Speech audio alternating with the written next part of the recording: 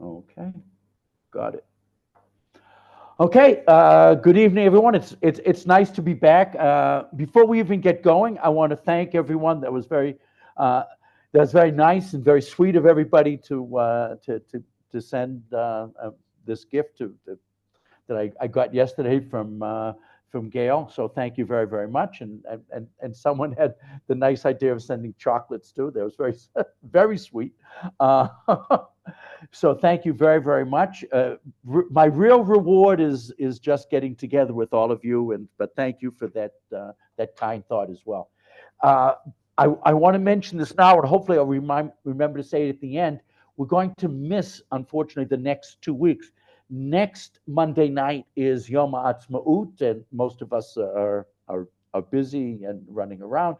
And the week after that, I'm going to be with an eighth grade group from Stamford, Connecticut, where I taught for 16 years, and they asked me to join their Israel tour group for a couple of weeks. So 2 weeks we will off for 2 weeks. We're going to be off for 2 weeks again, and I apologize. Please forgive. So this week's Torah reading is fascinating. Before we even get to the verse, that the beginning of Sefer Vayikra is extremely, should I use the word boring? It's very boring. It's got a lot of technical material. First, technical material about the korbanot, the offerings in the temple, the Mishkan, and then all of the material about Tazria, Mitzora, these different diseases, these different medical conditions, and then even the material about Yom Kippur that we did last week. It's relatively cool and sort of difficult to deal with, but when you get to the end of last week's parsha, and especially this week's parsha, when you get to chapter 19 here in Vayikra, the stuff is riveting. It just becomes fascinating material that a lot of Bible scholars, not necessarily Jews, refer to these chapters, beginning with chapter 18, 19 into 20, refer to them as the book of holiness, Sefer HaKedusha. And of course, our Torah reading is Kedoshim. You should be holy. And so I picked one verse out of this really now fascinating material that really speaks to us as modern human beings, not just in terms of biblical material. It speaks to us as modern individuals, to be good citizens, to be good parents, to be good children. There's really a very important material here. But the one verse this week that I chose to focus in on, I hope you'll agree with me, is a verse that has unfortunately become very important for us to understand. And you'll see why as we develop this evening. And the verse is, Lo tisna et achicha bilvavecha. Do not hate your ach. Now, the translation I have on the page is from JPS, the Jewish Publication Society. It says kinsfolk. Literally, it means brother, brethren, brother, sister, your family. You shouldn't hate anybody in your family. Who's in your family? Every other Jew. There are debates when we're told you must love your reacha. No, we're used to the famous translation, your neighbor. A rea doesn't really mean a neighbor. It means a colleague or a fellow, someone with whom you share something in common. But achecha, that means somebody who is really close to you. One of the things I love here in Eretz Yisrael, that a lot of Israelis, you don't know them, you bump into them on the street, and they say, no, achi. And I really love that. I think that's very, very beautiful. I didn't get into the habit of doing it. One of my sons got me into the habit of it. And I think it's just a beautiful thing that when we say achecha, we mean fellow Jews. Reacha probably means anybody that is an ethical monotheist. That would include Christians and Muslims, anyone who doesn't worship idols. Right now, we're not sure that those other monotheists are so ethical in their behavior towards us, but okay, that's a discussion for another time. So Reacha probably goes beyond Jews. This verse is talking to us and other Jewish brethren who are mishpacha, their family. So you shouldn't hate a fellow Jew in your heart, but what should you do? And this is the phrase we're going to really focus on this evening. Hocheach tochiach et amitecha. You should reprove, reproach. You should give musar. You should point out faults and faux pas or sins to your co-religionists. However, v'lo tisa alav chet, and you should not incur sin because of him. So we're going to really not deal with the first part of this verse about don't hate. The beginning of the verse is sort of the opposite of the next verse. The next verse says, you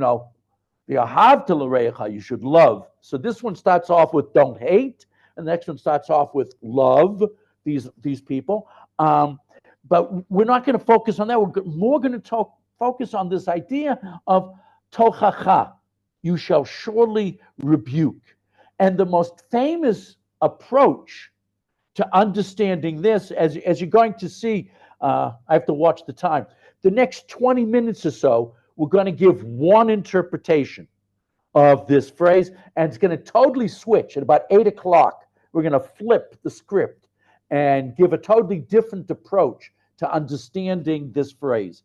But the most famous way of understanding this phrase is quoted in the Ramban, who's the first comment on our sheet.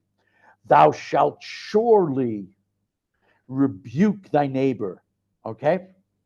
What does this mean? This constitutes another commandment. This is a mitzvah. There's a mitzvah in the Torah. When you see achecha, a fellow Jew, doing a sin, you should say something. Say, that's prohibited. Please don't do that. That's a bad thing to do. We should get involved because every Jew is my brother or sister. That we must teach him, reprove of instruction. We have an obligation. And then thou shalt not bear sin because of him. For you will bear sin because of his transgression if you don't rebuke him. In other words, I become guilty of his sin if I don't say something. If I don't know, go into a grocery store with somebody and I see somebody, and a fellow Jew, stealing something, I'm supposed to say, you should. I think we should do the same thing for a lot of different things, depending upon how they walk their dog or what they do with their trash on the street. There's a lot of things I feel like saying to people, and according to this, I should say something. We'll see why I don't always do that. But that's later. That's later in the class. The initial reading of the verse, according to the Ramban, is that if I don't reprove this person, if I don't mention that that's wrong and they shouldn't do it, if I don't do that, I become a participant in their sin. It's my sin too. I become a partner. And that's something that I should really be very, very careful about. The Ketav and Kabbalah, the Ketav and the Kabbalah, which was written by Rav Mecklenburg in the middle of the 19th century, and emphasized the grammar, the Hebrew usages of the terminology. He just wants to talk about this achecha, your brethren. He translates your kinsmen, whom you love, and with whom you share the principles of Torah and mitzvot. My relationship with every other Jew, Rav Mecklenburg says, is based upon our joint ownership of Torah and mitzvot. This excludes someone who has been branded a Russia. So he makes a technical point at the end here. If a Jewish court, has said somebody is a Russia, and in the bad old days, that often meant that they got lashed, that Jewish courts gave out 39 lashes on occasion. But if a court has decided that someone is a Rasha, an evil person, because they have publicly flouted Jewish law, under those circumstances, you do not have to say anything to that person, because the assumption is they're not going to pay any attention. They don't care. Today, it's very rare that courts will brand. Jewish courts don't get involved in criminal cases anymore. The one thing that a court, I'm very sad to bring this up, and maybe I don't want to talk about it now. Maybe some other time we'll talk about it. One of the terrible times when courts will brand someone a Russia is, of course, a person that will not grant his wife a divorce. Then there are courts that brand that person a Russia, and we should have nothing to do with such a person. But today, it's relatively uncommon because Jewish courts don't get involved with criminal matters. It goes to the secular courts, and that's a separate issue. Okay? The Malbim, who was a contemporary of Rabbi Yaakov Mecklenburg, and also was very much involved with the purity of the Hebrew language, he looks at these words and he says, and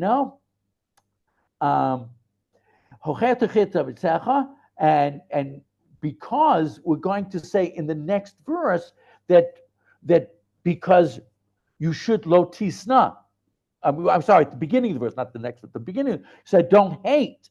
So he wants you to know the term hate is very particular. The Malbim says the clear difference between a sone, sin, nun, aleph, and an oyev, aleph, yud, vav, bet, that they get translated from biblical Hebrew as enemy, but they mean something very different. When it says don't hate, it means for an oyev, one's antipathy is visible for all to see, while a sone is hated secretly. In other words, let's say somebody did something I didn't like, and I let people know, I really don't get along with Mr. Cohen across the street. We had an argument about trash pickup, whatever it was, and that's not a good thing, but that's not prohibited. It's prohibited to never let anybody know that I don't like him, and then start talking behind his back. So being a sone is what's really prohibited. You shouldn't be privately, secretly an enemy of any other Jew. Okay, wow. The Orach Chaim. The Torah urges us that if we harbor some resentment against a fellow Jew, don't bottle it up. This verse is saying that we have to be able to talk to other people about what's bothering us. We're going to talk more about parenting on this topic a little bit later tonight, but he means just any two Jews. There shouldn't be this hidden hatred between them. He shouldn't bottle up saying nothing. One has to come out with one's feelings into the open. Do not assume that what the other Jew has done is to cause you to hate him. He did purposefully, and that he continues to feel hostility towards you. Give him the benefit of the doubt and discuss the matter with him. This discussion could lead to one of two possible results. One, he may explain to you that he had a good reason for what he did, and that there was no hatred behind it. I didn't, throw those things out there because I knew they'd bother you. I made a mistake, but at the time I just had to get rid of them. You can explain it away. Or number two, he may change his attitude towards you. He may have done it because he didn't like you, but now he feels that you talked to him about it. Oh, he can become your brother. Talk to him. It's amazing, how, especially now that we live in an apartment building. When we first moved into the building, we didn't know anybody. And it took a long time. So slowly we got to meet the parents. And thank God, nice people. Talking to people, you learn that most people are indeed, thank God, nice. And so just have this relationship. Speak up. Even if it's not chastisement per se, but just talk things through. After the three dots. Another approach is based on the unusual structure of the verse. The word in your heart should not have been at the end. When you look at the verse, it says, don't hate this person in your heart, okay? Bilvavecha. So why does it say in your heart? The heart should have been, don't hate in your heart the other person. Why is the other person? And then the heart is what bothers the Orach Chaim. The source of the hatred, the heart, should have been mentioned before the object of the hatred, the fellow Jew. The message is that a person should not think that the Torah only forbids the hatred, which is the forerunner of acts of revenge, but does not forbid ill feelings towards someone's in your heart. In other words, not only am I not supposed to ever do anything nasty to anybody, I shouldn't even feel in my heart these negative feelings to people. I should do my best as much as possible to get these feelings out and hopefully get rid of them.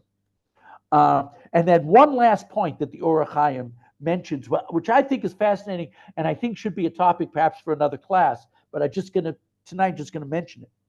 From this comment emerges that brothers, we call this other person a brother. From this comment, it emerges that brothers are considered as closer relationships than sons or daughters.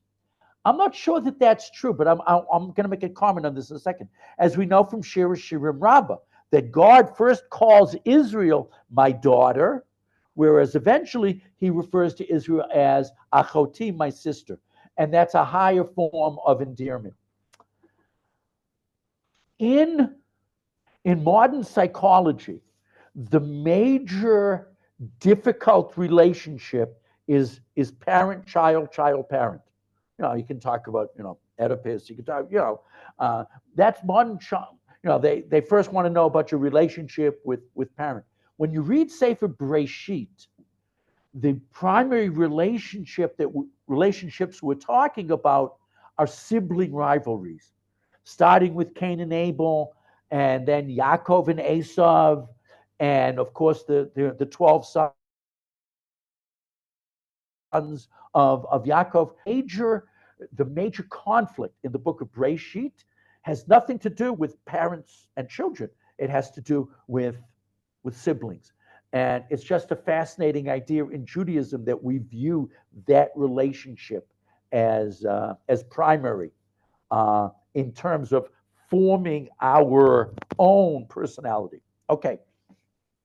Rabbi Sachs is going to lead us into a transition from this point of view of make sure you talk about the issue, make sure you bring it up. You have to chastise whenever possible the other person, discuss it out with them. And we're going to start to move away from that idea with Rabbi Sachs's comment. Okay. The sages had a completely different approach to human relationships and to chastisement. First, they understood the task of remonstrating. Remonstrate is a fancy word for chastising, as belonging to everyone, not just prophets.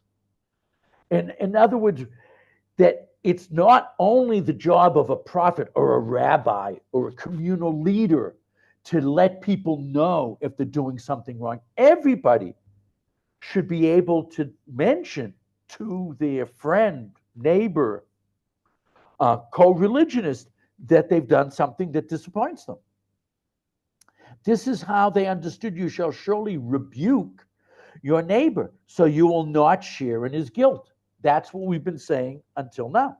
Second, they held that it should be done up to 100 times if necessary. Yeah, the Gemara is very clear on this. You got to keep telling them over and over again until you done 100 times, or until, in fact, you should keep reprimanding a wrongdoer until they hit you. We're going to not follow that idea, as you're going to see. All of this, though, applies only if there is a reasonable chance of making the situation better. If we have in our mind at least a doubt, at least an inkling that this person will listen to me. If not, then we apply the rule, very important rule that we're going to be spending a lot of our next 35 minutes talking about. Just as it is a mitzvah to say something that will be heeded, listened to, so indeed it is a mitzvah not to say something which will not be heeded, which will be ignored. In other words, if I know, either because of my relationship with the person or because of prior experience with the person, or what I've heard about the person, that saying something is not going to accomplish anything, don't say anything. And we're going to spend a lot of time talking about that idea. I want to skip to the bottom of the first page with a comment from the founder of the Hasidic movement, the Baal Shem Tov. And today, when we look at the world, the Jews that best demonstrate this concept of community tend to be the Hasidim, that the Hasidim tend to really be in their grouping, and they have, a lot of behavior patterns, customs that they share together. And so it's nice to hear input from a Hasidic leader on this topic. The Baal Shem Tov said, Torah scholars, leaders who admonish the people must do so out of love. If I don't love the person, if I don't have a positive feeling about the person, keep your mouth closed. Like a father chastises a son, a mother chastises a daughter. Hopefully, a sibling chastises a sibling whom loves. For whom God loves, he corrects. God, miyashir, God takes an interest in those of us that God feels warmly about. You see the pasuk from Mishlei. So it's very important that we not waste this effort on people that we don't really have some sort of relationship with. But individuals who do so for their own prestige, for money, for honor in the community, or for other self-centered reasons are called accusers. If I have ulterior motives for bringing up the negative aspects of somebody else, number one, that's terrible, and number two, I'm probably a politician, because that's who does this the most today. It's like, yeah, it's terrible. When you want to hear a politician, you want to hear what they're going to do. Instead, you hear a politician how terrible their opponent is. It's really terrible. Political discourse has really deteriorated both in both of my homelands, both in America and here in Eretz Yisrael. But if someone is doing this tochacha, this chastisement, because they're going to get something out of it, that's terrible and should never be done.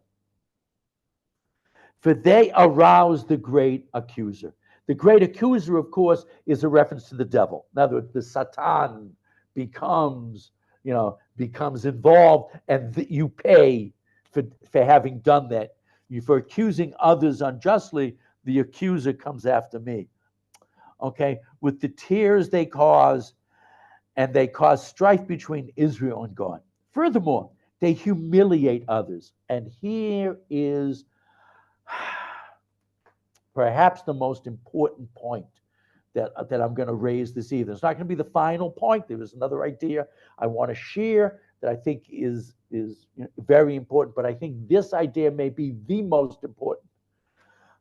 Furthermore, they humiliate others, but never themselves. As is written, you must rebuke your neighbor. Next page. And not bear sin because of him. They do not bear sin because they exclude themselves from the congregation. Rather, a speaker must feel himself as part of the people, as a rebuking yourself. You must rebuke your neighbor and not bear sin because of him, and never, ever humiliate him. Never, ever cause him embarrassment. I didn't put on the sheet, but the Gemara says that anyone that causes another to blush, it's as if they've murdered him. That the flow of blood to the face is as if the blood is gushing out of the body, and we have to be very, very careful. 2 points raised by the Baal Shem Tov. Number one, that we should never chastise people because we somehow benefit from having done that. And number two, in the process of chastisement, we should never embarrass, cause the other party to blush. So most of the time we've been spending until now was how important it is to chastise. We're now shifting our attention to, most of the time it's perhaps not such a great idea to chastise. Maybe I should hold it in or find a very innocuous way of carrying out the chastisement. I remember one of the interesting questions I used to get as a rabbi when I worked for a synagogue in America for 16 years. It was fascinating. The number one questions were always about avelut, about mourning, but right up there with kashrus questions were questions about how to talk to someone. Rabbi, someone's doing something. How should I handle this? That came up quite often. I'm glad they thought that I had, the social graces to help them with it. But okay, it's a big issue, and we've now opened that issue, and we're going to spend more time on it. The Orchot Tzadikim, one of the early books of Musar, chastisement, in Jewish Middle Ages, said, in general, an angry man, an angry person, does not acquire any good qualities. Everybody has anger, but it's something that we have to minimize. We have to work on to keep as limited as possible. Something I work on. I have trouble with it many occasions. Unless he first removes anger from his heart. You shall surely rebuke your neighbor and thus not bear sin because of his wrongful conduct, which means that first you must rebuke him gently and in private, pleading with him, begging him that you are only thinking of his own good, never out of anger, never out of embarrassment, never. Do it very, very gently. And then sin will not accrue to you. So earlier, when we started with the Ramban, this business about incurring a sin was if I didn't chastise. We've come full circle. Now, the sin that I might bring upon myself is the way in which I chastise. So please, when you're going to chastise, when you're going to talk to somebody about something they did that disappointed you or was wrong, do it so gently that you don't get the sin of embarrassing them.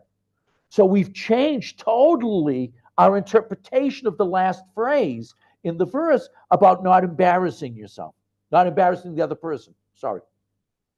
But if you rebuke your companion right at the beginning with an angry voice, oh, now I have to remember when I was a teacher teaching middle school. I didn't always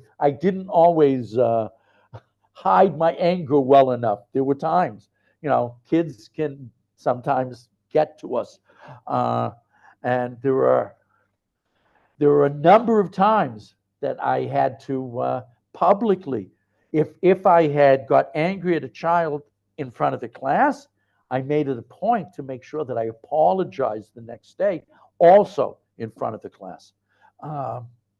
It's very important that if you have hurt someone's feelings in a certain form, use the same forum when it's time to apologize.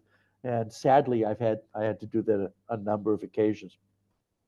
But if you rebuke your parent right at the beginning with an angry voice and with wrath, you shame him, then you are sinning, for your companion will not receive correction from you. You have forfeited this ability, and the way you've talked to them becomes the sin. For this is human nature. If a man comes to his companion with force, then his companion will be stubborn and unyielding to him.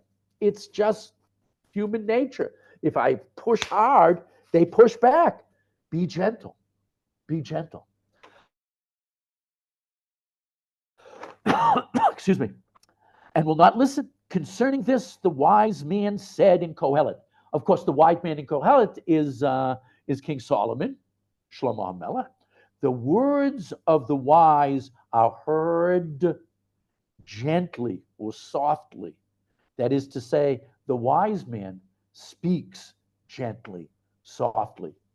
It sounds like Theodore Roosevelt, speak softly and carry a big stick. But hopefully we don't have to carry sticks. But we should indeed speak softly and gently, and often privately, to people that we have to talk to. And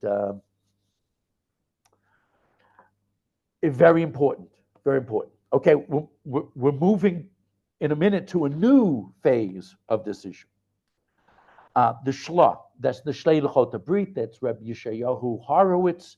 Again, he lived in Tveria at the beginning of the 17th century.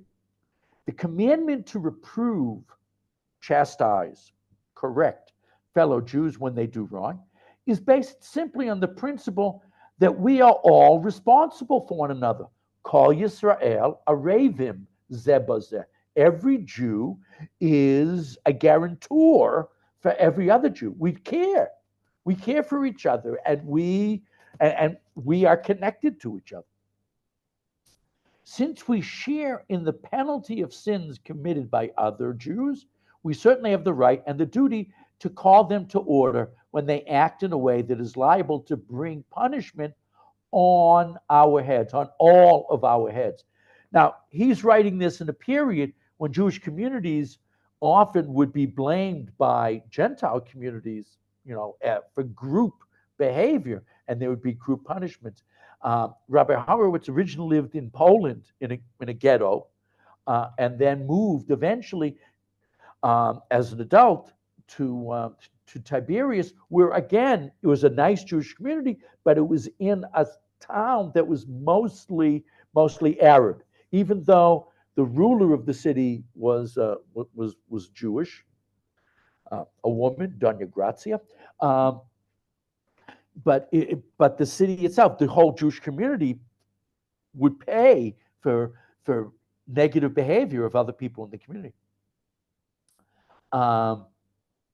In addition, by reproving, chastising, correcting a Jew who commits a sin, one demonstrates one's love for that person as one tries to save him from God's retribution as well. The reason that you must not hate your brother in your heart, as it says at the beginning of the verse, is that one feels superior to the person one hates in one's heart. People who feel superior are anathema to God.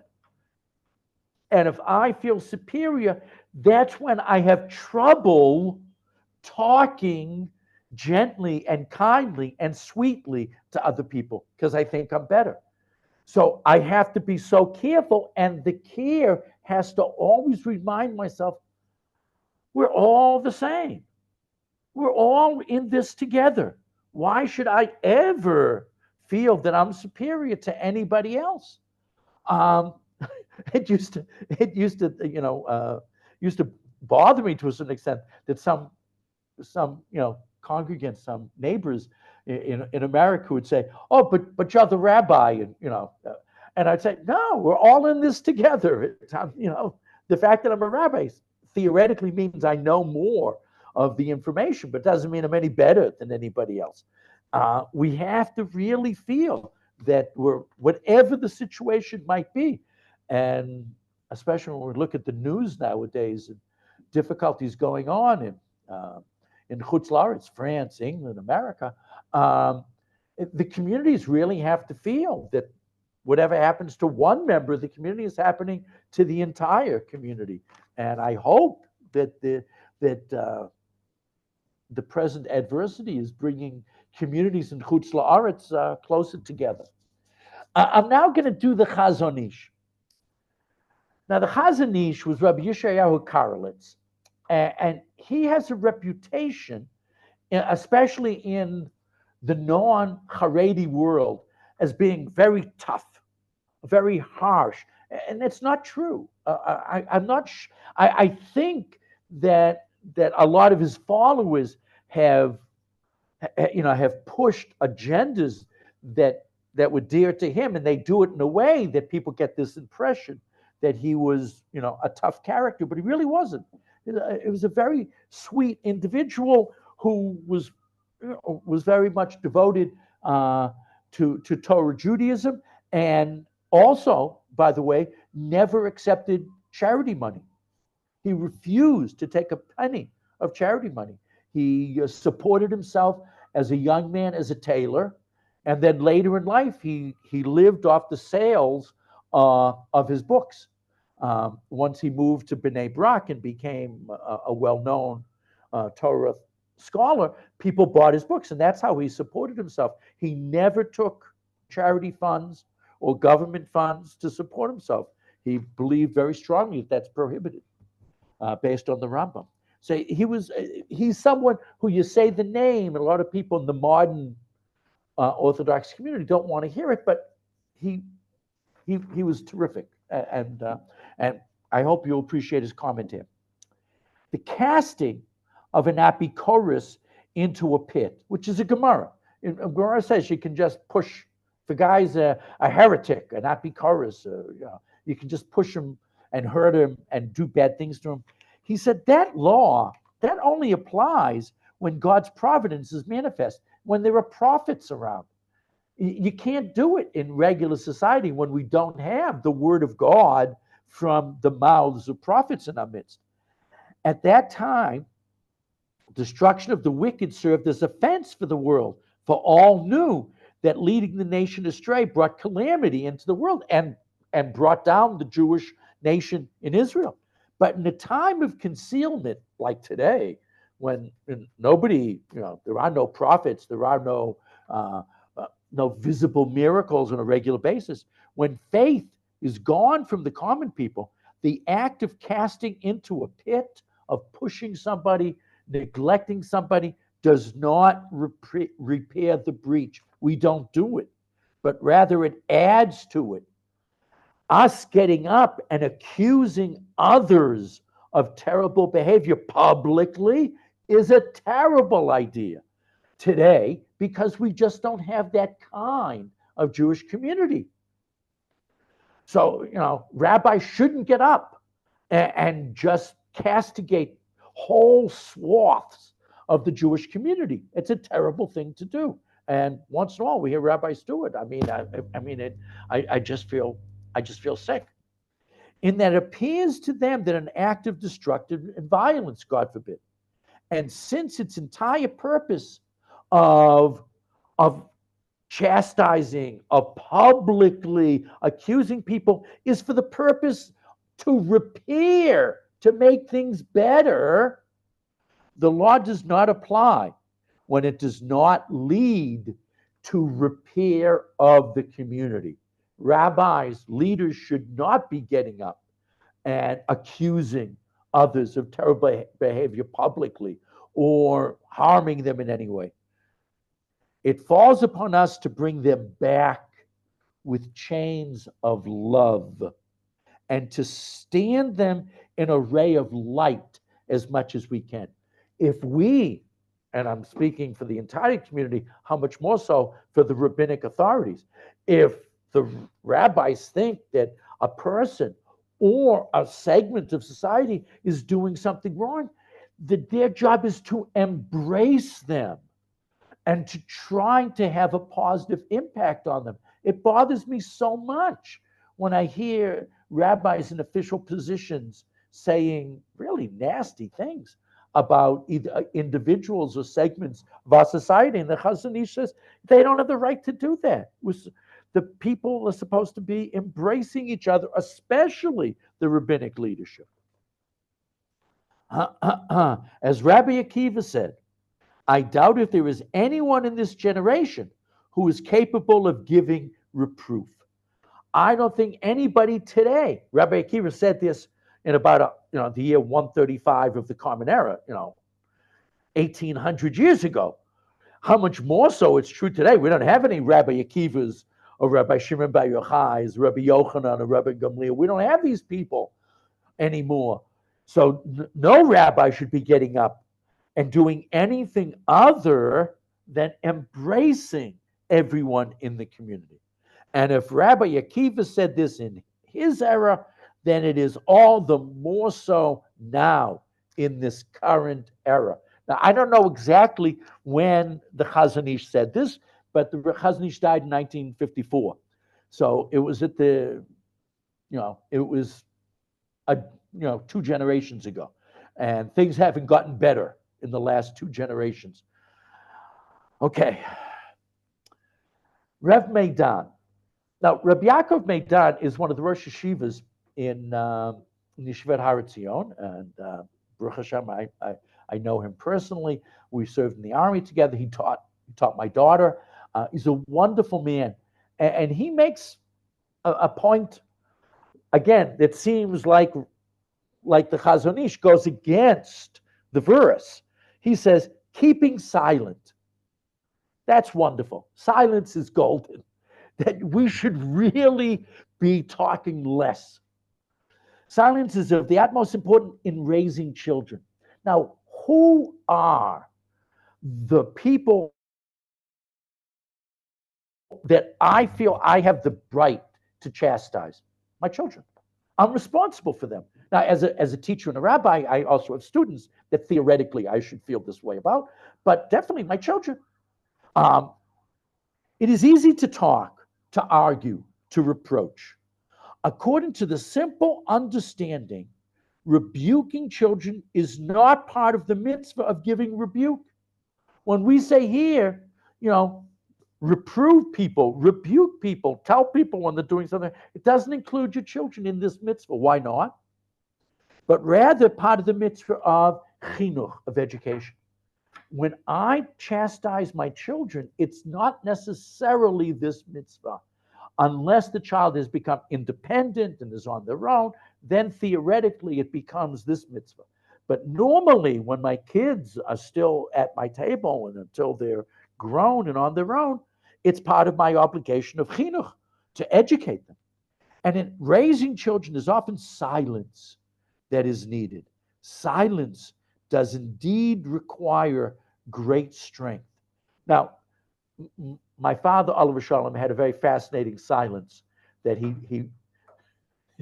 looked at me in such a way that I knew what he was thinking. But I don't think Rev Meidan means this. I think he really means to hold back. Sometimes my father's stares were worse than if he had yelled at me. It is necessary in both our personal and public lives to know the power of silence.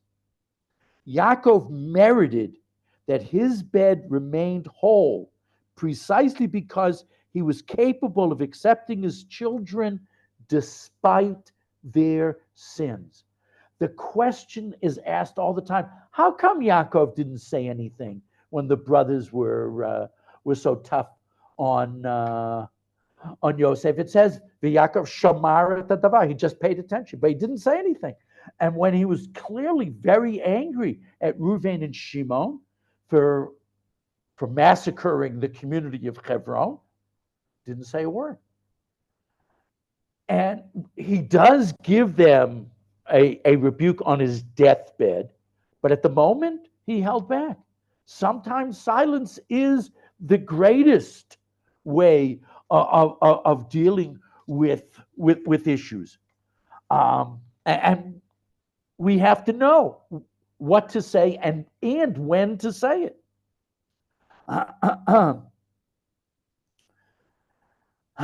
Because he was capable of accepting his children despite their sins and loving them despite what they had done. Who was his teacher in this? Yitzchak. Yitzchak knew that Esav was not a good person. But the verse records more than once that he loved Esav very, very much. He perhaps loved Esav more than Yaakov. It's possible that position exists. How could he do that? We love our children. In spite of what they may do, they're still our flesh and blood, and we still love them, and we want them to know that love is unconditional. This is the only way to achieve unity, perfection, and a whole bed. I want you to know, sometimes I'll go to a park in the summertime or in a holiday, and you'll see an extended Sephardi family. And you'll see in the family, there are, Haredim, there are modern Orthodox, and there are not observant. And they're all celebrating together. I'm very saddened that quite often Ashkenazi families, if someone doesn't stay in the fold, they disappear from the family and you don't see them at these kinds of family settings. You look at it generally, and whenever you make generalizations, there are going to be major exceptions to the rule. But when I go to a park and I see like cookouts, the Sephardi families tend to be the whole gamut of Jewish observance. When you look at Ashkenazi families, they tend to all look much more uniform in their Torah observance. It's just a fascinating phenomenon that I think I think is a mistake in this Nazi world. I think it's beautiful what Reb Meidan is talking about, which is we continue to accept without rebuke those children who don't necessarily exactly follow in our footsteps, whether it's to go further to the right or further to the left. I don't think it makes a difference. I think it's very important. I think this comment is very, very beautiful. And we learn from Yaakov. Yaakov was the one of the Avot who kept all of his children because he never said anything. He never chastised them publicly.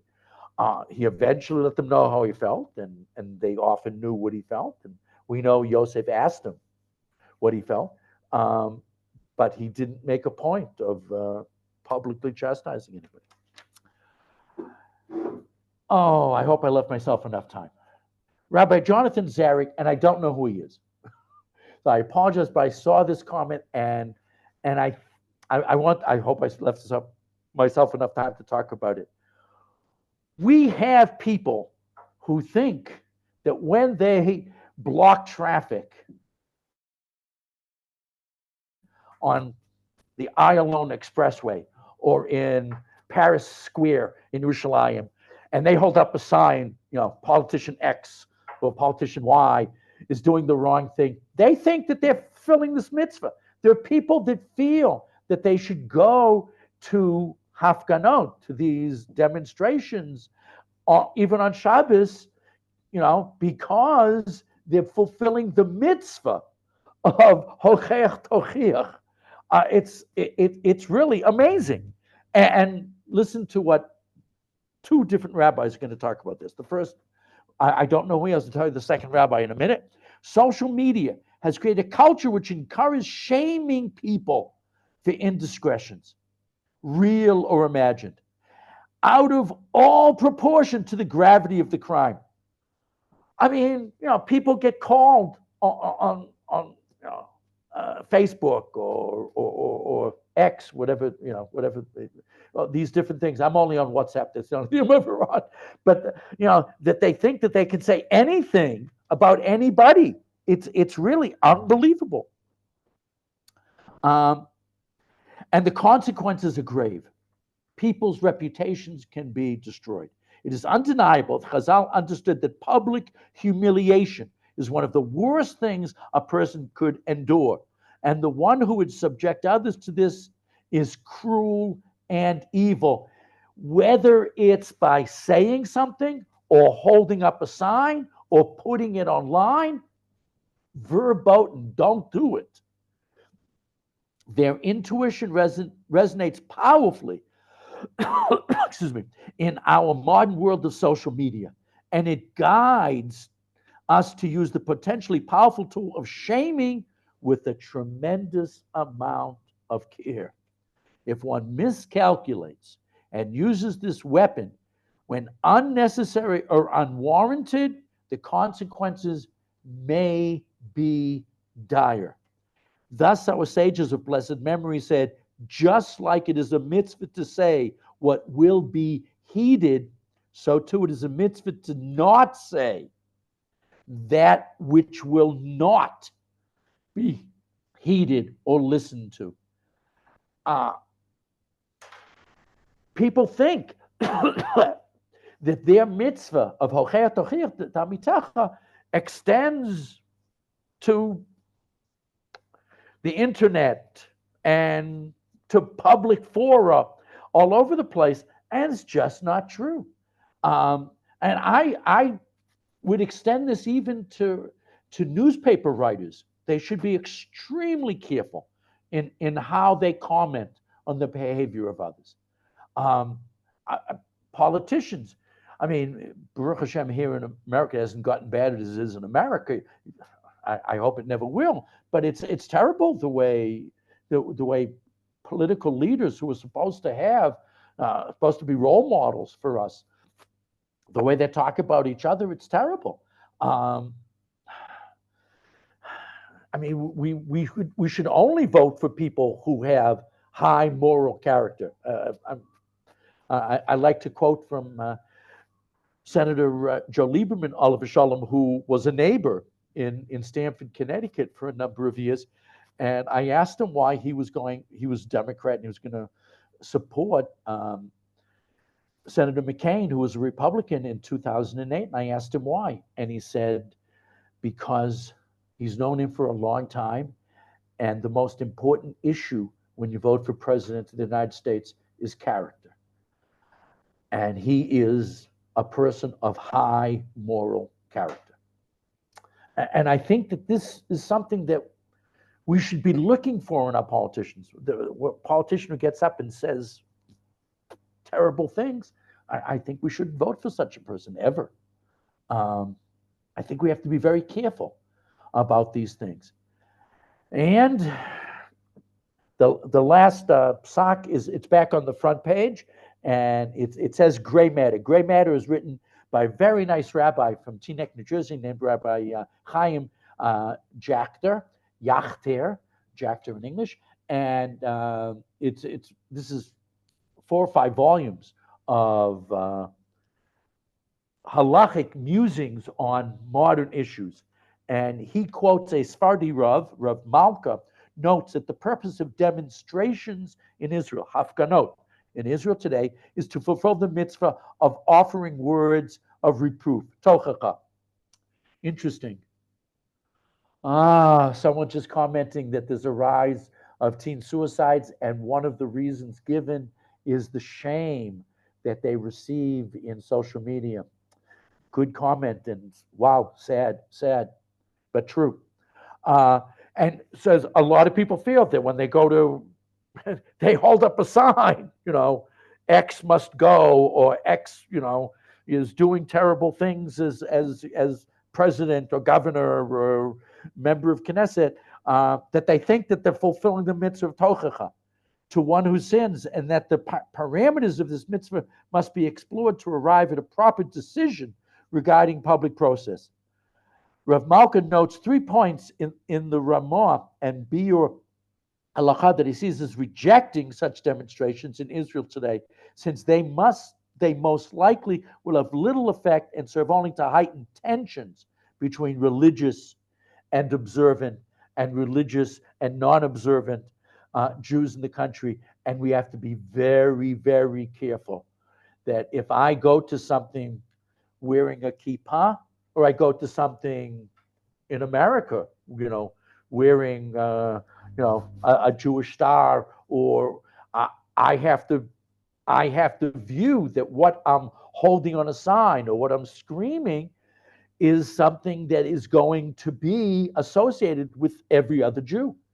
And we have to be so careful with all of these things. I'm not against going to Hafganot. I went to many Hafganot growing up in the 60s and the 70s, and I went to some in the 90s here in Eretz Yisrael. I went to a couple in America when I was there in the early 2000s. But we have to go to these rallies carefully and hold up signs that like this mitzvah are gentle and kind and considerate to whomever we might be commenting on. I know it's hard to do, but maybe don't hold up a sign. Maybe don't scream. Maybe just go and show your support or your disgust by just being there. Because words in Jewish law carry weight.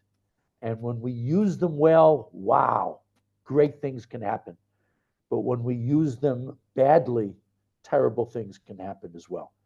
And I think when we learn this verse and other verses in this book of holiness, this section of Sefer Vayikra, we have to learn the lessons and find that our behavior has to be holy and kind and considerate and often very soft and caring.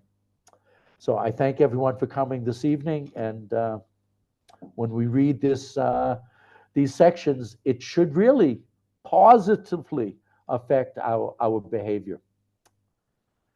Thank you for Rabbi, joining us. Thank you. Rabbi, Very there's in Mishlei, it says life and death are in the tongue. Are in the tongue. Are in the tongue. Yes, it's true. True. Again, I have to apologize that we will miss the next 2 weeks, but I hope to see everybody in 3 weeks. Thank you so much for Thank coming. you. And the recording, let people know the recording will be up sometime tomorrow morning. Thank you. Good night all.